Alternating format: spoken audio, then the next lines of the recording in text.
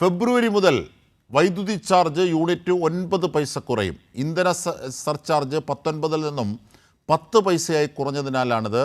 സുലേഖ വിവരങ്ങളുമായി ചേരുന്നു. സുലേഖ, ഇത് കുറഞ്ഞതല്ല, കുറച്ചതാണ്. സർക്കാരിൻ്റെ ജനകീയ പ്രവൃത്തി തന്നെയാണ്. വലിയ ആശ്വാസം ജനങ്ങൾക്ക്. എന്തൊക്കെയാണ് ഇതിൻ്റെ വിശദാംശങ്ങൾ?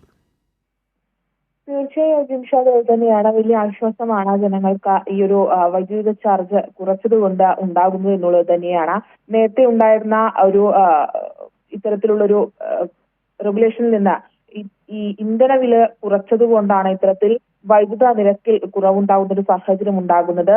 വൈദ്യുതി വിലയിൽ ഉണ്ടാകുന്ന വ്യതിയാനങ്ങൾ പരമാവധി 10 പൈസ വരെ ഇന്ധന സർചാർജായി പ്രതിമാസം ഉപഭോക്താക്കളിലേക്ക് കൈമാറാൻ ലൈസൻസുകളെ അനുവദിച്ചുകൊണ്ട് വ്യവസ്ഥ ചെയ്തിരുന്നു.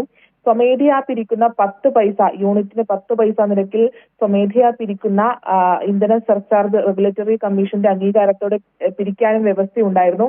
ഇങ്ങനെ പിരിക്കുന്ന ഇന്ധന സർചാർജാണ് ഇപ്പോൾ 9 പൈസ നിരക്കിൽ കമ്മീഷന്റെ അംഗീകാരത്തോടെ തുടർന്നു പോയിരുന്നത്. നിലവിൽ ഏപ്രിൽ 24 മുതൽ സെപ്റ്റംബർ 2024 വരെ ഉള്ള മാസങ്ങളിൽ സ്വമേധയാ പിരിക്കുന്ന 10 പൈസ നിരക്കിൽ വരുന്ന ഇന്ധന സർചാർജാണ്. പുറമേയുള്ള അധിക സർചാർജാണ് ഇപ്പോൾ ജനുവരി 31 വരെ 9 പൈസ നിരക്കിൽ തുടർന്നു വന്നിരുന്നത്.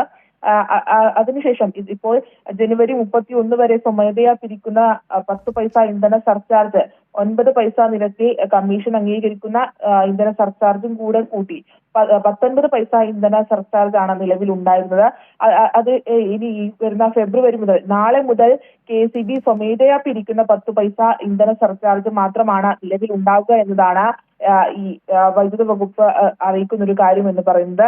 ഒക്ടോബർ 2024 ഒക്ടോബർ മുതൽ ഡിസംബർ 2024 വരെയുള്ള മാസങ്ങളുടെ ഇന്ധന സർചാർജ് കുറഞ്ഞതാണ് ഇതിന് ഇത്തരത്തിൽ യൂണിറ്റ് നിരക്കിന് കുറയാനുള്ള ഒരു കാര്യമായി വരുന്നത്. തീർച്ചയായും യൂണിറ്റിന് 9 പൈസ കുറയുമ്പോൾ അത് വലിയ അർത്ഥത്തിൽ മൊത്തത്തിൽ ഈ വൈദ്യുതി ഉപഭോക്താക്കൾക്ക്, ജനങ്ങൾക്ക് വലിയ കുറവാണ് സംഭവിക്കുന്നത്. അത്തരത്തിലുള്ള ഒരു ഇടപെടലാണ് സർക്കാർ നടത്തിയിരിക്കുന്നത്. എന്തായിരുന്നാലും ഇതിൻ്റെ വിവരങ്ങളും വിശദാംശങ്ങളുമാണ് സുലേഖ നൽകിയത്.